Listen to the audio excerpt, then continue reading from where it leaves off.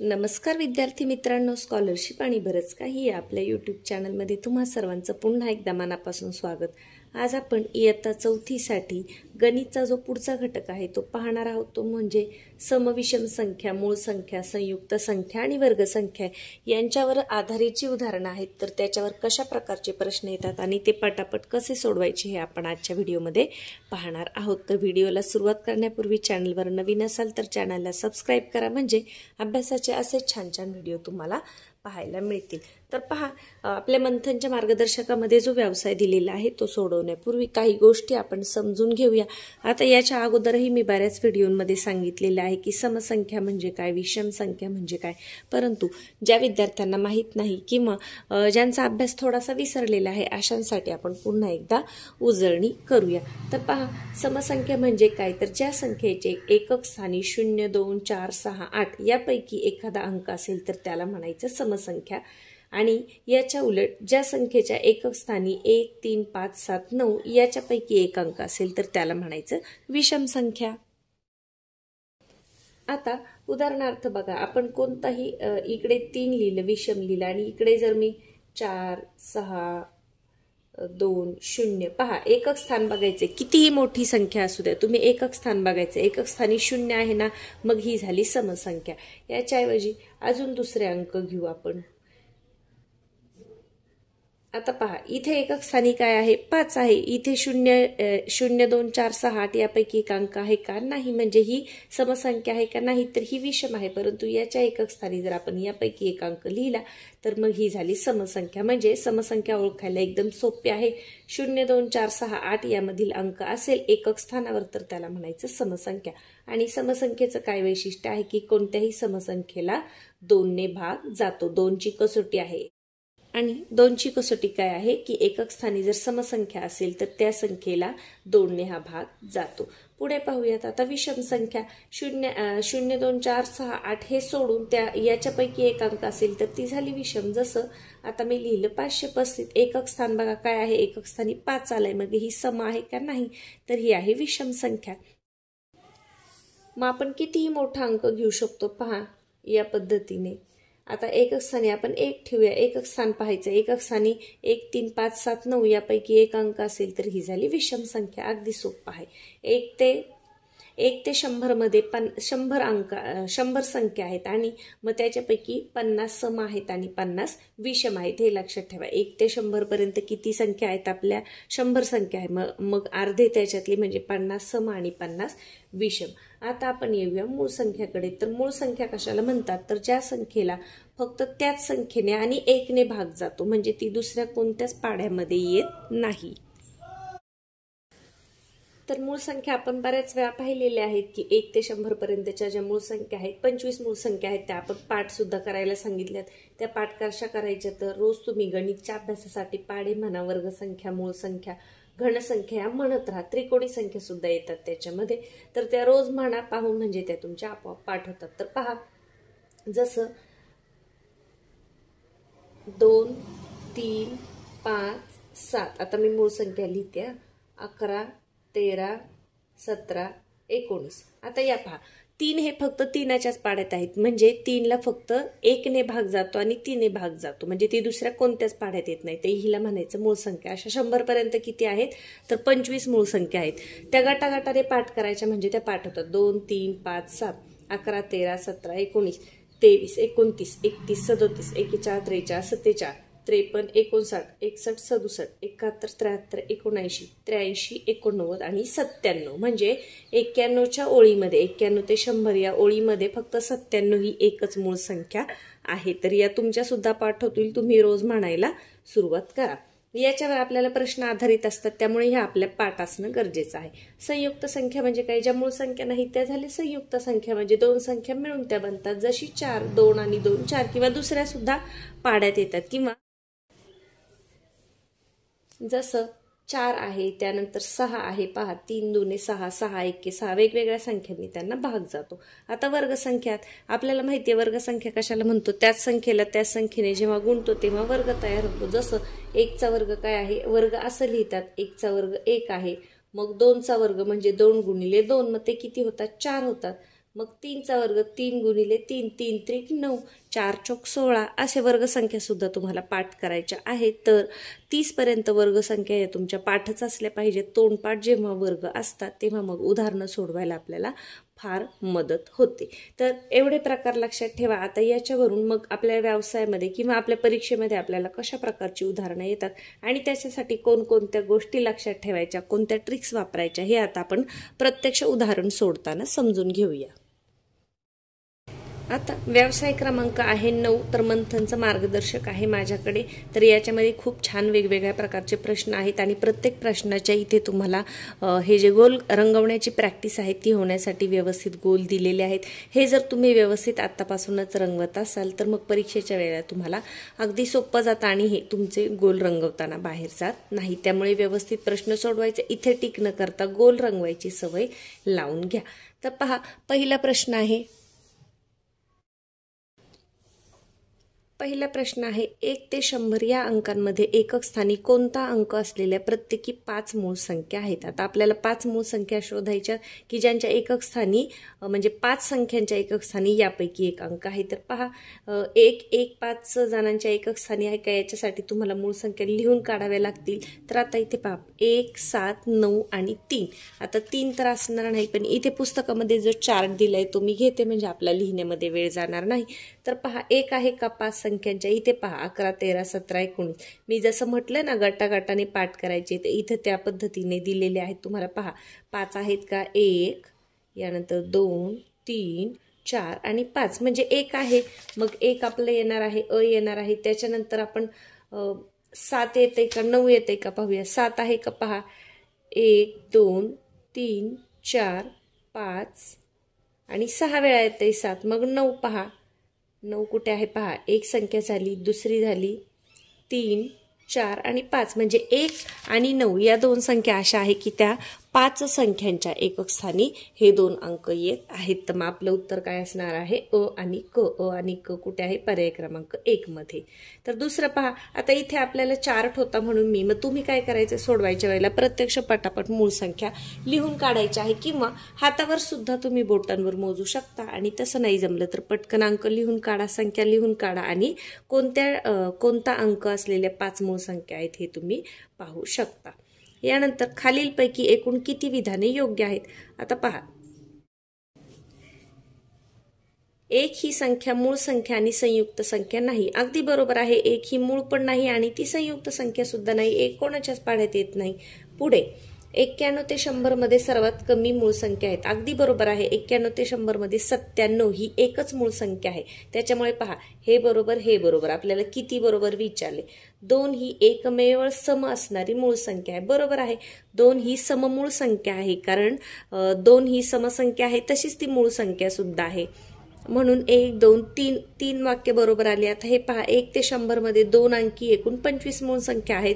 हे चुकीचं आहे. 1 ते 100 मध्ये 25च मूळ संख्या आहेत. त्याच्यातल्या 2, 3, 5, 7 या संख्या काय आहेत, या एक अंकी आहेत. म्हणजे 25 होतात का मग 2 अंकी, तर नाही होत. म्हणजे हे चुकीचं आहे. मग 1, 2, 3 उदाहरणं आपली याच्यातली किंवा 3 वाक्य बरोबर आहेत. तर पर्याय क्रमांक 2 हे आहे तुमचं उत्तर. पुढे पहा, खालीलपैकी कोणत्या गटातील मूळ संख्यांची बेरीज सर्वात जास्त आहे. आता पहा, 11 ते 20, 91 ते 100, 61 ते 70, 41 ते 50. प्रत्येक गटाची तुम्ही लिहून बेरीज करत बसणार का, तर नाही. इथे थोडंसं आपल्याला डोकं चालवायचं आहे. आता पहा, 91 ते 100 मध्ये एकच मूळ संख्या आहे. ती किती आहे, 97. म्हणजे हे येईल का आपलं उत्तर, तर नाही येणार. 61 ते 70 मध्ये किती मूळ संख्या आहेत, फक्त 2च आहे. 61, 67 या 2च मूळ संख्या आहेत. म्हणजे हे पण नाही येणार. आता 11 ते 20 मध्ये कोणते आहे पहा, 11, 13, 17, 19. 11, 13, 17, 19 या 4 आहेत. आणि 41 ते 50 मध्ये पहा, 41, 43, 47. मग अंक आपल्याला कशातल्या संख्या मोठ्या वाटतात ते याच्यातले, म्हणजे हेच आपलं उत्तर असणार आहे. तरी पण तुम्ही 11 ते 20 ची बेरीज करून पाहू शकता आणि 41 ते 50 यामधील अंकांची किंवा यामधील मूळ संख्यांची बेरीज तुम्ही करून पाहू शकता. तर इथे आपण करून पाहूया पटकन. आता हे 2 ऑप्शन मी कट केले म्हणजे 2 आपलं चेक करायचं काम वाचलेलं आहे. आता पहा, 11, 13, 17 आणि 19. आणि इथे पहा, 41, 43, आणि 47. 7 आणि 3 10 आणि 1 11. 1 हात चाला 1 4 त्रिक 12 आणि 1 13. आणि इथे किती होतं पहा 7 आणि 3 10 9 आणि 1 10 म्हणजे 0. हातचे आले 2 3 4 5 6 60. म्हणजे कोणाची बेरीज जास्त आली तर 41च्या ग्रुपची बेरीज जास्त आलेली आहे. आता ही तुम्ही करत बसले नाही तरी चालणार. इथे सगळे छोटे अंक आहेत आणि इथे मोठे मोठे अंक आहेत. याच्यावरूनच तुमच्या ते लक्षात येते. तर हे दोन ऑप्शन कसे कट करायचे. इथे एकच संख्या आहे आणि इथे फक्त 2 मूळ संख्या आहेत. म्हणून चेक करायचं झालं तर हे आणि हे ऑप्शन आपण चेक करू शकतो. पुढे पहा, खालीलपैकी चुकीचे विधान कोणते आहे. आता 2 विषम संख्यांचा गुणाकार समसंख्याच येते. 2 समसंख्यांची बेरीज समसंख्याच येते. 1 सम 1 विषम संख्यांची बेरीज विषम येते. 2 विषम संख्यांची बेरीज अथवा वजाबाकी समसंख्याच येते. आता कोणते विधान चुकीचे आहे. आता याच्यासाठी नियम आहेत. हे तुमचे कधी लक्षात राहतात जर तुम्ही वरचेवर नियम वाचत असाल तर. किंवा मग एक सोपी आयडिया म्हणजे आपण लगेच छोट्या छोटे संख्या घेऊन ते पडताळून पाहू शकतो. जसं पहा 2 विषम संख्यांचा गुणाकार हा समसंख्याच येतो का आपण चेक करूया. पहा 2 विषम संख्या मग 3 घ्या आणि 5 घ्या यांचा गुणाकार करा. 3 5 15. 2 विषम संख्यांचा गुणाकार काय आलाय विषम संख्याच आलाय. म्हणजे पहा 3 5 15 म्हणजे 2 विषम संख्यांचा गुणाकार हा विषम संख्याच येतो. हे बरोबर आहे. पण इथे काय दिले आपल्याला की समसंख्या येतो म्हणजे हे चुकीचं असणार म्हणजे अचुकीचं आहे. आता आपण चेक करून पाहूया. पहा आता 2 समसंख्यांचा गुणाकार 2 गुणिले 4 करा. 4 दुने 8 म्हणजे विषम संख्यांचा गुणाकार हा विषम येतो. समसंख्यांचा गुणाकार हा सम येतो. आणि एक सम आणि एक विषम असेल तर काय होतं. आता 3 गुणिले 2 करूया. ही विषम आहे ही सम आहे तर 3 दुने 6 म्हणजे एक सम एक विषम असेल तर गुणाकार कसा येतो समसंख्या येतो. आता सगळ्यांच्या लक्षात हे नियम राहिले नाही तर छोटे अंक घेऊन तुम्ही हे पटकन करू शकता. तर हे पहिलं विधान चुकीचं आहे. 2 समसंख्यांची बेरीज समसंख्याच येते का बरोबर आहे. 4 आणि 2 किती 6 म्हणजे समची बेरीज समच येते. हे बरोबर आहे. एक सम आणि एक विषम संख्यांची वजाबाकी विषमच संख्या येते. पहा एक सम आणि एक विषम. आता एक सम आणि एक विषम यांची बेरीज काय येते 3 येते म्हणजे विषम संख्या येते. एक सम आणि एक विषम यांची बेरीज विषम संख्याच येते. बरोबर आहे. आता रूल माहीत नसला तरी पण आपण चेक करू शकतो. हे बरोबर आहे म्हणजे हे 2 बरोबर आहे. 2 विषम संख्यांची बेरीज अथवा वजाबाकी विषमच येते. तर 2 विषम संख्यांची बेरीज करून पाहूया. छोटे छोटे संख्या घेऊया 3 आणि 5 आणि इथे वजाबाकी करून पाहूया. पहा 5 आणि 3 किती होतात 8 होतात आणि 5तून 3 गेले तर 2 होतात. म्हणजे 2 विषम संख्यांची बेरीज केली तरी ती समसंख्याच येते आणि विषम संख्यांची वजाबाकी सुद्धा समसंख्याच येते. म्हणजे इथं विषम दिले म्हणजे हे चुकीचं आहे. मग चुकीचं कोणतं आहे अ आणि ड. तर अ आणि ड कुठे आहे पर्याय क्रमांक 3 मध्ये. आता पहा हे नियम तसे लक्षात ठेवायला अवघड आहेत मुलांच्या वयोमानाच्या नुसार. परंतु तुम्ही या पद्धतीने छोटे छोटे अंक घेऊन लगेचच तुम्ही तिथे ते वाक्य बरोबर आहे की नाही हे तपासू शकता. आणि ही सगळ्यात सोपी ट्रिक्स आहे. आणि जर तुमचा चांगला सराव असेल आणि हे नियम तुमचे पाठ झाले तर मग असा पडताळा करत बसण्याची गरज नाही. पुढे पहा खालीलपैकी पूर्ण वर्ग संख्यांचा गट कोणता आहे. आता पहा 2 3 7 3 वर्ग संख्या आहे का नाही म्हणजे हे येणार नाही. अ येणार नाही म्हणजे अ ज्याच्यामध्ये आहे ते आपलं उत्तर असणार आहे का नाही म्हणजे हे गेलं. अचा एकच पर्याय. पुढे पाहूया 8 27 64. आता 27 कोणाचा वर्ग आहे का तर नाही म्हणजे ब सुद्धा येणार नाही. आता ब कशा कशात आहे याच्यात आहे याच्यात आहे म्हणजे हे सुद्धा गेलं. मग आपल्याला हे 2 पर्याय चेक करायचे आहेत. 1 4 9. आता पहा 1 चा वर्ग 1 आहे 2 चा वर्ग 4 आहे 3 चा वर्ग 9 आहे म्हणजे हे बरोबर आहे. 6 चा वर्ग 36 7 चा वर्ग 49 9 9 81 9 चा वर्ग आहे म्हणजे क आणि ड हे पूर्ण वर्ग संख्या आहेत. तर पर्याय क्रमांक 2 हे आहे तुमचं उत्तर. पुढे पहा म ही एक समसंख्या आहे तर खालीलपैकी समसंख्या कोणती नसेल असं विचारलंय. आता याच्यात पहिल्यांदा आपण समजून घेऊया. काही विद्यार्थ्यांना कळतं हे म वगैरे काय दिलेलं आहे. म म्हणजे एखाद्या संख्येच्या ऐवजी तुम्हाला तिथे चिन्ह दिले किंवा अक्षर दिले जसं आपण गणितात एक्स वगैरे घेतो. आता पहा म ही जर समसंख्या आहे तर त्याच्यामध्ये अधिक 2 मिळवले वजा 2 केले किंवा 2च्या पटीमध्ये जेव्हा आपण करतो तेव्हा ती समसंख्या होते. जसं म ऐवजी मी 2 घेतले. पहा म ऐवजी 2 घेतले याच्यामध्ये 2 मिळवले किती झाले 4 म्हणजे समसंख्याच झाली. असं करायचं आहे. आणि याच्यामध्ये जर 1 मिळवला समजा 2 मध्ये 1 मिळवला तर मग ते 3 होणार म्हणजे ही विषम होणार. तर म 2 ऐवजी तुम्हाला तिथे म अक्षर दिले. आता पहा म वजा 4 ही समच असणार आहे, कारण 2च्या पटीत आहे. म अधिक 2 हे तर 2च आहे, त्याच्यामुळे ही पण सम आहे. म गुणिले 2 ही पण सम आहे. कसं गुणाकार करून पहा, जसं म गुणिले 2 म ऐवजी मी 2 घेतलं, 2 गुणिले 2 4 झाली की समसंख्या, म्हणजे ही सुद्धा सम आहे. मग म अधिक 3, आता हा विषम अंक आलेला आहे, तर म अधिक 3 केलं तर मग ते मात्र समसंख्या असणार नाही. आणि आपल्याला काय विचारले की कोणती समसंख्या नसेल, तर तुमचं उत्तर काय आहे? पर्याय क्रमांक 4. कसं आहे पहा, आता म ऐवजी मी 2 घेते आणि अधिक 3 दिले, 3 आणि 2 किती होतात? 5. 5 हे सम आहेत का? नाहीयेत. म्हणून सोपी आयडिया काय लक्षात ठेवायची, जेव्हा सम असेल ना अंक, मग त्याच्यामध्ये कोणतीही क्रिया असू द्या, सम असेल ना तर मग ती समसंख्या असते, परंतु विषम अंक जर आला तर मग मात्र ते सम नसतं. तर पर्याय क्रमांक 4 हे आहे तुमचं उत्तर. पुढे पहा, 2 अंकी एकूण समसंख्या किती आहेत? आता 2 अंकी समसंख्या मी मगाशी काय सांगितलं होतं, 1 ते 100 पर्यंत काय आहे? 50 सम आणि 50 विषम, कारण 100 संख्या आहेत. मग 2 अंकी संख्या कुठून सुरू होतात? 10 पासून 99 पर्यंत, म्हणजे 1 ते 9 मधले 9 आणि 100 3 अंकी आहे म्हणून ते सोडून द्या, म्हणजे 10 अंक वजा करा. मग किती संख्या उरल्या? 1 ते 100 मध्ये 90 उरल्या. कशा उरल्या पहा, 1 2 3 4 5 6 7 8 9, म्हणजे हे 9 अंक, आणि इकडे असणारा शेवटचा 100 हा 3 अंकी आहे. मग तो 100 आपण इथे ठेवूया आणि इथले 10 इथे ठेवूया.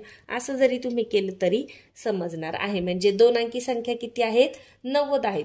मग निम्म्या सम आणि निम्म्या विषम, मग याला भागिले 2 करा. किती उत्तर येतं? 45. आडवा भागाकार येतो ना सगळ्यांना? पहा, 2 चोक 8, 9तून 8 इथे मनात लक्षात ठेवायचे, 9तून 8 गेले, उरला 1 आणि 2 पंचे 10, म्हणजे 90 संख्यांमधल्या 45 संख्या या सम आहेत. 2 अंकी किती आहेत? 45. पर्याय क्रमांक 3. आणि कशा हे पण आपण समजून घेतलेलं आहे.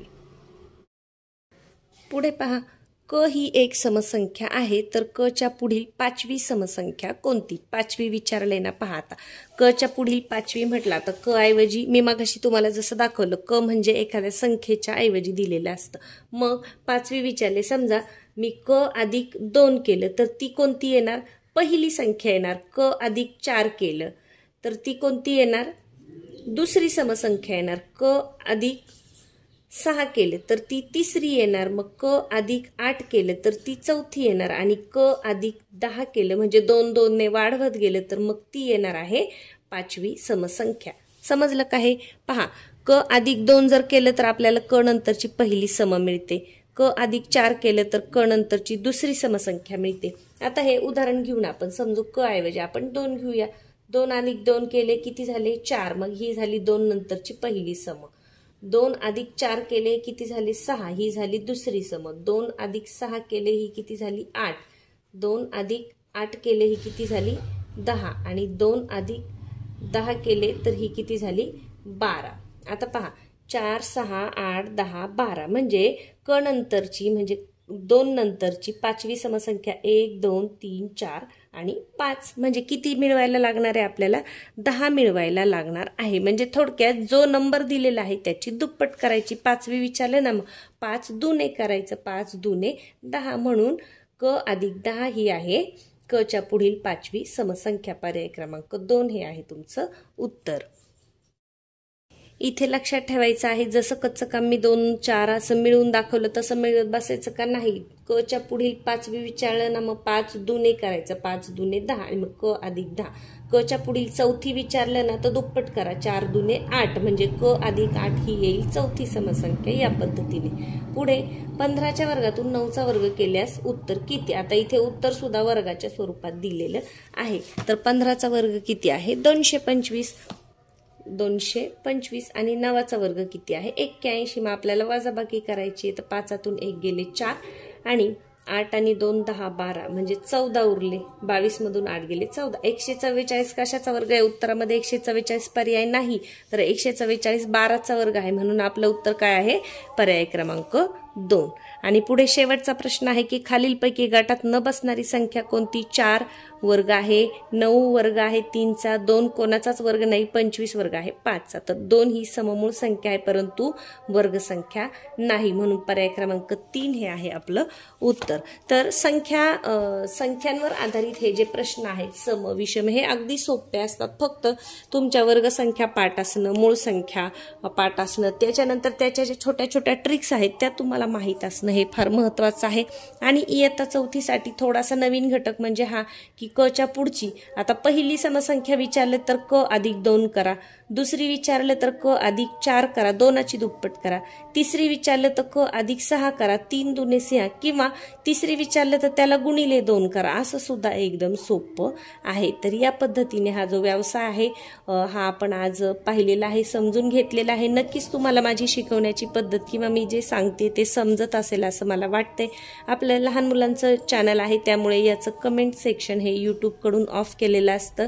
तर तरी माझे प्रयत्न असतात की तुम्हाला ज्या जे घटक महत्त्वाचे आहेत किंवा ज्या परीक्षा महत्त्वाच्या आहेत त्याच्यावर व्हिडिओ बनवण्याचा माझा प्रयत्न असतो. तर व्हिडिओला लाईक करायला कुणीही विसरू नका. चॅनलवर नवीन असाल तर सबस्क्राईब करा, तुमच्या मित्रमैत्रिणींमध्ये शेअर करा. पुढच्या व्हिडिओमध्ये आता गणितचा पुढचा भाग सोपा आहे की हातच्याची आणि बिनहातच्याची बेरीज वजाबाकी. तसेच सोपा आहे, एकाच व्हिडिओमध्ये आपण बेरीज आणि वजाबाकी पाहूया की बेरीज आणि वजाबाकी सोपी असते परंतु करताना काय काळजी घ्यायची जेणेकरून आपलं उत्तर चुकणार नाही. तर ते त्याच्या ज्या ट्रिक्स आहेत किंवा त्याचे जे सोपे नियम आहेत लक्षात ठेवायचे ते पुढच्या व्हिडिओमध्ये पाहूया. धन्यवाद.